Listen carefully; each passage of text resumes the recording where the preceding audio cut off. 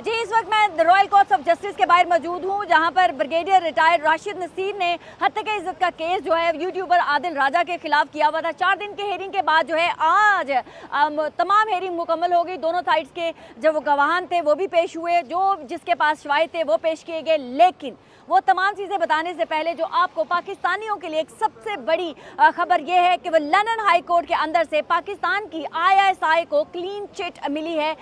जो आदिल राजा की तरफ से बार बार इल्ज़ामात लगाए गए या उनके गवाहान की तरफ से जो बार बार इल्ज़ामात पाकिस्तान की ISI के ऊपर लगाए गए, उसको जज ने जो है मुस्तरद करते हुए बार बार कहा कि कोई भी ऐसे एविडेंस आप पेश नहीं कर सके हैं कि पाकिस्तान की ISI जो आप बता रहे हैं उसमें मुलविस हो। अरशद शरीफ के कत्ल की बात हुई तो उसके बारे में भी पाकिस्तान की ISI के मुतालिक लगाए गए इल्ज़ामात को मुस्तरद किया।